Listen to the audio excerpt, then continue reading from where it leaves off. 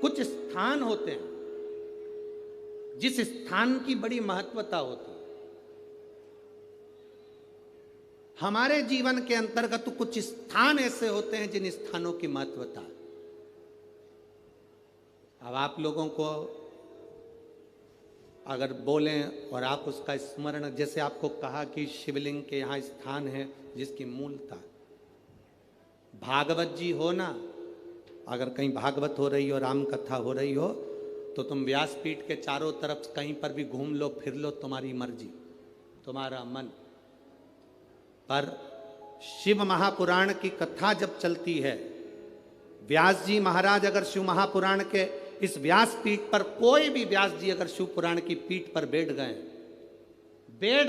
कथा चालू हो चाहे ना हो, अगर व्यास पीठ पर, शिव पुराण की पीठ पर बैठ गए, तो जहां भक्त बैठते हैं उसके सामने, इस व्यास पीठ के ठीक सामने नंदी का स्थान हो जाता है। नंदी के स्थान को चाहे जजमान हो, चाहे कोई मंत्री हो, चाहे कोई मिनिस्टर हो, चाहे कोई कलंत्री हो, उसको भी यहाँ से वहाँ सामने से हम निकलने नहीं देते। क्यों? क्योंकि वो निकल तो जाता है पर बाद में उसको कष्ट भोगना पड़ता है। इसलिए हम मना करते हैं, इधर से मत जाना, आगे मत जाना, इधर से जाओ, पीछे से जाओ, इधर से पहुंचो, सम्मुख मत जाइए। जितनी दूरी बनती है इस व्यासपीठ के सम्मुख में।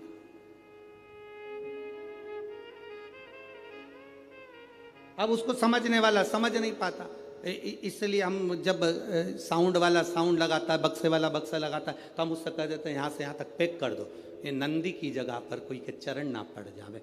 जितनी देर आप कथा सुनते हो, जितनी देर आप कथा के मंडप में बैठकर कथा सुनते हो, उतनी देर 33 कोटि देवता नंदीश्वर तुमरुका जी इस व्यासपीठ के ठीक सामने बैठकर शंकर की कथा का स्मरण करते हैं।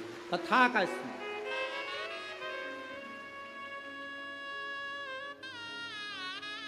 उतनी देर शिव भक्ति का स्मरण वो कर रहे होते हैं।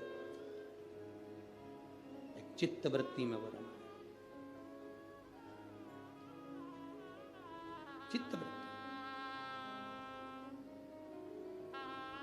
कई कैमरे वाले ऐसे होते हैं, फोटो खींचने वाले होते हैं, हम उन्होंने अभी तक शिव पुराण में कभी गए नहीं होते हैं। वो क्या भागवत जी में गए हैं, राम कथा में गए हैं, तो कहीं से भी निकल जाते हैं, उनको अंदाजा नहीं रहता। हमारे भक्त उनसे कहते, भैया सामने से नहीं जाना, जाना पीछे से, आप उधर से जाना, शिव के पीछे से निकल जाना, सम्मुख मत जाना। तुमरुका जी है, नंदीश्वर है, उनके गण है, वहाँ स्थान है उनका। जितनी देर व्यासपीठ पर व्यास जी बैठा है, उतनी देर तक वो स्थान मूल है। व्यास जी नीचे उतर गया, तुम पूरी व्यासपीठ पर कहीं पर भी घूमो, जब तक कोई पंडित शिव पुराण वाचने नहीं बैठा, तब तक तुम पूरी व्यासपीठ पर कहीं पर भी घूमो, कोई मतलब नहीं। पर जिस समय पर व्यास बैठ गया, उस समय पर तुमरुका जी को आवाहन कर कर, नंदीश्वर को आवाहन कर कर, झोली पसार कर, उसको प्रणाम कर कर, आमंत्रित करके, झाड़ू लगा के, बाबा आपका स्थान साफ कर दिया है, आओ आप बैठो, तुमरुका जी आओ, नंदीश्वर आप बैठो, आपका स्थान हो गया। 3 बार झाड़ू लगाकर बाबा को स्थान देकर तब व्यास जी व्यासपीठ पर बैठता है शिव पुराण करने के। उस स्थान की मूलता होती है। क्यों व्यासपीठ से कहते हैं कि उठकर जाओ, तुम्हारे शरीर में कैसा भी रोग हो, कितना भी रोग हो, श्री शिवाय नमस्तुभ्यम जिस जगह पर बैठकर तुम कह रहे हो, उस भूमि की रज को केवल स्पर्श कर कर जाना और 3 महीने में हमको बताना कि बाबा ने तुमको हाथ पकड़ा कि नहीं पकड़ा, साधा कि नहीं साधा। ये पत्रों का जो ढेर है, ये इतने पत्र एक एक दिन में आ रहे हैं, इन पत्रों को तो हम पढ़ भी नहीं पाते।